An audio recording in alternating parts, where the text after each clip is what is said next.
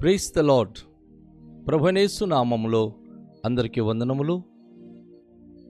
యేసే మాటను ఈ కార్యక్రమానికి ప్రేమతో మిమ్మల్ని స్వాగతిస్తున్నాం. ఈ దినము అపోస్తలుడైన పౌలు కొరింథీయులకు రాసిన మొదటి పత్రిక 6వ అధ్యాయము 12వ వచనం నుండి 20వ వచనాల వరకు ధ్యానించుకుందాం. అన్నిటి యందు నాకు స్వాతంత్రము కలదు గాని అన్నియు చేయదగినవి కావు. అన్నిటి యందు నాకు స్వాతంత్రము కలదు గాని దేని చేత నేను లోపరుచుకొనబడనొలను. భోజన పదార్థములు కడుపునకును కడుపు భోజన పదార్థమునకును నియమింపబడి ఉన్నవి. దేవుడు దానిని వాటిని నాశనము చేయును. దేహము జారత్వము నిమిత్తము కాదు గాని ప్రభు నిమిత్తమే, ప్రభు దేహము నిమిత్తమే. దేవుడు ప్రభువును లేపెను, మనలను కూడా తన శక్తి వలన లేపును. మీ దేహములు క్రీస్తునకు అవయములై ఉన్నవని మీరు ఎరుగరా? నేను క్రీస్తు యొక్క అవయములను తీసుకొని వేశ్య యొక్క అవయములుగా చేయుదునా? అదెంత మాత్రము తగదు. వేశ్యతో కలుసుకొనివాడు దానితో ఏక శరీరమై ఉన్నాడని మీరు ఎరుగరా? వారిద్దరూ ఏక శరీరమై ఉందురు అని మోసే చెప్పుచున్నాడు గదా. అటువలే ప్రభువుతో కలుసుకున్నవాడు ఆయనతో ఏక ఆత్మై ఉన్నాడు. జారత్వమునకు దూరముగా పారిపోవుడి. మనుష్యుడు చేయు ప్రతి పాపమును దేహమునకు వెలుపల ఉన్నది గాని జారత్వం చేయువాడు తన సొంత శరీరమునకు హానికరముగా పాపము చేయుచున్నాడు.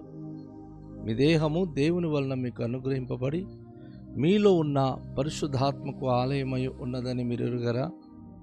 మీరు మీ సొత్తు కారు, విలువ పెట్టి కొనబడిన వారు గనుక మీ దేహముతో దేవుని మహిమపరచుడి. ప్రభునందు ప్రియమైన వాళ్ళారా, చాలా అతి శ్రేష్టమైన ప్రాముఖ్యమైన విషయాన్ని ఇక్కడ అపోస్తలుడు పౌలు మనకు ప్రస్తావిస్తున్నాడు. మహిమ కలిగిన దేవుడు మనను తయారు చేసింది తన మహిమ ప్రచురము చేయడానికే, తన మహిమ కొరకు మనం జీవించడానికే. అయితే దేవుడు మనకు స్వాతంత్రం ఇచ్చాడు కదా అని మనకి ఏది ఇష్టం అది చేసుకుని వెళ్ళిపోవడానికి కాదు సుమా. అన్నీ చేయడానికి మన స్వాతంత్రము లేదు. అదే సమయంలో మన స్వాతంత్రం ఉంది కదా అని దేని చేత మనం లోపరచబడాల్సిన అవసరం అయితే లేదు. ఈ విషయంలో మనం చాలా జాగ్రత్త ఉండాలి. అపోస్తలుడు పౌలు నొక్కి ఒక మాట చెప్తా ఉన్నాడు. ఆ మాట మనం ఆలోచిస్తున్నప్పుడు భోజన పదార్థములు కడుపునకు, కడుపు భోజన పదార్థానికి నియమించబడింది. దేవుడు వాటిని నాశనం చేయను. అలాగే దేహము జారత్వము నిమిత్తము కాదు గాని ప్రభువు నిమిత్తమే, ప్రభువు దేహము నిమిత్తమే. ఒక మనిషి యొక్క శరీరములో బ్రతకడానికి ఆయన తిండి తింటున్నాడు. తిండి కోసం బ్రతకడం కాదు. అవన్నీ ఒకరోజు పోతాయి. అయితే మనిషి యొక్క శరీరంలో సశరీరుగా జీవిస్తున్నప్పుడు తను బ్రతికున్నంత కాలము ప్రభు నిమిత్తమే బ్రతకాలి. కారణం ఏమిటంటే మట్టితో తను నిర్మించిన శరీరములో దేవుడు ఒక చక్కటి తన ఆత్మ నుంచి తన దేవాలయంగా మనను తీర్చిదిద్దుకున్నాడు. ఈ లోకంలో కదిలే దేవాలయం, దేవుడు దేవాలయము ఒక మానవుని యొక్క శరీరము లేక మానవుని యొక్క ఆత్మదేహము. కనుక ఈ విషయాన్ని అపోస్తలుడు పౌలు చాలా చక్కగా ఆయన మనకు ఇక్కడ వివరిస్తూ ఆయన చెప్తా ఉన్నాడు. దేవుడు ప్రభువును లేపెను, మనలను కూడా తన శక్తి వలన లేపును. దేవుడు ప్రభు అయిన యేసుక్రీస్తును మృతుల నుంచి లేపాడు. ఆయన శరీర రీతిగా ఈ లోకానికి వచ్చినప్పుడు ఆ శరీరం ఈ లోకంలో కుళ్ళిపోలేదు. తన పరిశుద్ధుని కుళ్ళు పట్టనీయలేదని దావీదు భక్తుడు అంటాడు కదా. ఈ శరీరము పాపరోత బ్రతుకునకు ఆయన అంకితం చేసుకోకుండా పరిశుద్ధంగా జీవించినందున దేవుడు దాన్ని లేపాడు. నా ప్రియ క్రైస్తవ బిడ్డ, నువ్వు కూడా నీ శరీరము అపవిత్రతకు ఏమాత్రం దిగజార్చకుండా పరిశుద్ధంగా నువ్వు కాపాడగలిగినట్లయితే దేవుడు మనలను కూడా తన శక్తి వలన ఖచ్చితంగా ఆయన లేపువాడై ఉన్నాడు. మీ దేహములు క్రీస్తునకు అవయములై ఉన్నారని మీరు ఎరుగరా? నేను క్రీస్తు యొక్క అవయములను తీసుకొని వేశ్య యొక్క అవయములుగా చేయుదునా? అది ఎంత మాత్రము తగదు. అపోస్తలుడు పౌలు అంటున్నాడు, ఈ యొక్క దేహము ప్రభువైన యేసుక్రీస్తుకు అవయములుగా ఉంది. దేవుడు ఈ యొక్క శరీరము తన మహిమ కొరకు వాడుకోవడానికి ఆయన ఇష్టపడి ఉన్నాడు. మన దేహంలో ఆయన నివసిస్తున్నాడు. కనుక ఈ దేహాన్ని తీసుకెళ్ళి వేశ్యతో నేను కలపాలా? వేశ్యతో నేను అపవిత్రపరచాలా?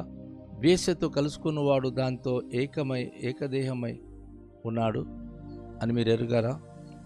వారిద్దరూ ఏక శరీరమై ఉందురు అని మోసే చెప్పుచున్నాడు. ఎవరైతే వేశ్యగమనం చేస్తున్నాడో, వ్యభిచారము జారత్వం చేస్తున్నవాడు తన దేహానికి విరుద్ధంగానే పాపం చేస్తున్నాడు.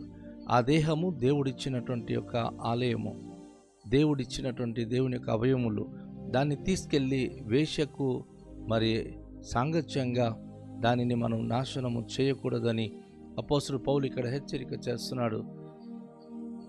అటువలే ప్రభుతో కలుసుకున్నవాడు ఆయనతో ఏకాత్మయ్యి ఉన్నాడు. ఎవరైతే దేవుని కలిగి ఉన్నాడో, ఎవరైతే దేవునితో జీవిస్తున్నాడో వారు దేవునితో కలిసి ఉన్నాడు.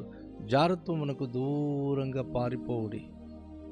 మనుష్యుడు చేయు ప్రతి పాపమును దేహమునకు వెలుపల ఉన్నది గాని జారత్వం చేయువాడు తన సొంత శరీరమునకు హానికరంగా పాపము చేయుచున్నాడు. ఎంత అద్భుతమైన విషయం అండి ఇది. దేవుని యొక్క వాక్యంలో ఎవరైనా జారత్వం చేసినప్పుడు, పాపం చేసినప్పుడు వాడు తన సొంత శరీరానికి విరుద్ధంగా తప్పు చేస్తున్నాడు. కనుక జారత్వంకి దూరంగా పారిపోండి.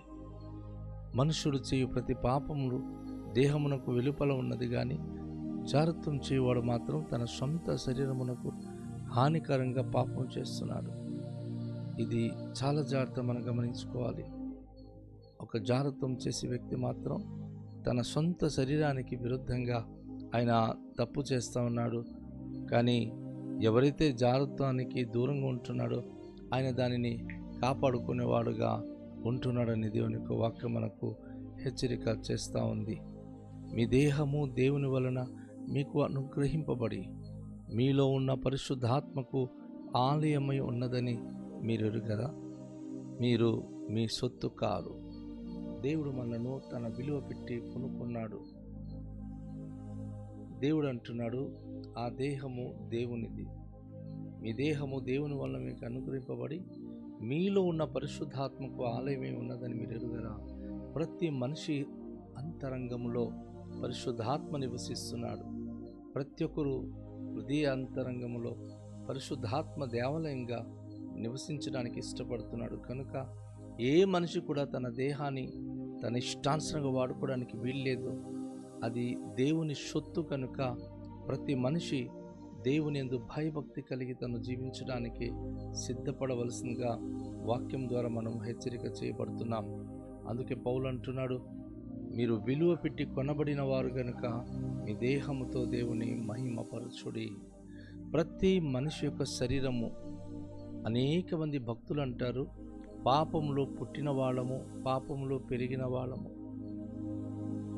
పాపం వలన మా అమ్మ లేక మా తల్లులు మమ్మల్ని గర్భం ధరించారంటారు.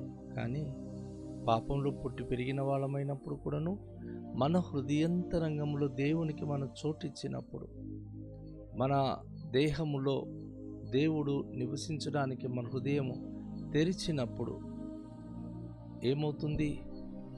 దేవుడు దానిని తన విలువైనటువంటి రక్తముతో, అనగా ప్రభువైన యేసుక్రీస్తు వారు కలువరి శిలువలో కార్చిన అమూల్యమైన రక్తం ద్వారా దాన్ని కొనుగోలు చేసి ఉన్నారు. ఈరోజు ప్రతి క్రైస్తవ బిడ్డలో మీ దేహము మీది కాదు, అది దేవుడు కొనుక్కున్నటువంటి దేవుని యొక్క సొత్తు. సో మీరు విలువ పెట్టి కొనబడిన వారు కనుక మీ దేహంతో దేవునికి మీరు మహిమపరచండి. మీరు మీ సొత్తు కారు, దేవుని సొత్తు. దేవుడు మనలో ప్రతి ఒక్కరిని ఏర్పరచుకున్నాడు. దేవుడు ప్రతి కుటుంబాన్ని ఎన్నుకున్నాడు. ఈ పాపపు దౌర్భాగ్య స్థితి నుంచి మనను విముక్తి చేసింది దేవుడు. కనుక విలువ పెట్టి కొనబడడం, విలువ అంటే డబ్బు ధనము కాదండి. అపోస్తలుడు పేతురు అంటాడు, వెండి బంగారముల వంటి క్షయ వస్తువు చేత మీరు విమోచించబడలేదు కానీ అమూల్యమును నిష్కళంకమునైన ప్రభువైన యేసుక్రీస్తు రక్తముతో మీరు కొనబడి ఉన్నారు. విలువ పెట్టి అంటే ప్రాణం కంటే విలువైంది ఏముంది? ఆ ప్రాణము లాంటి యేసు ప్రభు యొక్క రక్తము మన కొరకు చిందించబడి ఆ రక్తంతో మనం కొనబడి ఉన్నాం. యేసయ్య కల్వరి శిలువలో కార్చిన రక్తంతో జనులను కొని ఉన్నారు. ప్రకటన గ్రంథంలో కూడా మాట ఉంది, నీ రక్తం ఇచ్చి సకల వంశములు, సకల జాతి, సకల భాష ప్రజలలో నువ్వు మనుషులను దేవుని కొరకు నువ్వు కొన్నావని.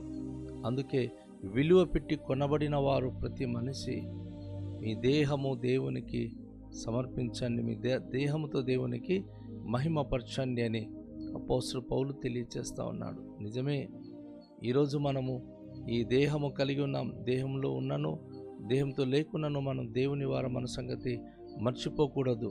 దేవుడు మనను ఏర్పరచుకున్నాడు. ఈ దేహము పాపరోత జీవితానికి మనం వినియోగించకుండా దేవుని కొరకు పరిశుద్ధంగా ఉండడానికి, దేవుని రాజ్యంలో చేరడం కొరకు, పవిత్రంగా మనం కాపాడుకోవడానికి దీన్ని వినియోగించాలి.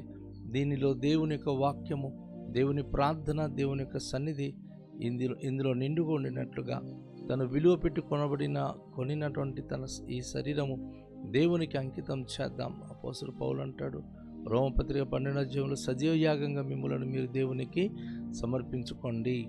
అవును, ఈరోజు దేవుని మనల్ని మనం సమర్పించుకొని ఆయన యొక్క పరిశుద్ధమైన నామంలో బట్టి మనం పరిశుద్ధంగా జీవించడానికి కోరుకుందాం. రండి, తలలో ఉంచుకొని ప్రార్థన చేద్దాం. దయగల తండ్రి, మీకు వందనాలు. మీ అమూల్యమైన మాటలు విన్నాం. మీ వాక్యం బట్టి మా దీన జీవితానికి సహాయము చేసి మీకు కృపతో మమ్మల్ని బలపరిచి మీ మహిమ కొరకు మమ్మల్ని నడిపించమని ప్రభా, మీరు విలువ ఇచ్చి కొనుక్కున్న ఈ శరీరము, ఈ దేహము మీకే అంకితమై ప్రభా, మీ సాక్షిగా మీకు మహిమకు జీవించే భాగ్యం అనుగ్రహించుమని యేసు నామములో ప్రార్థిస్తున్నాము తండ్రి, ఆమేన్. అందరికీ షాలోం. ప్రభు మనలను దీవించునుగాక.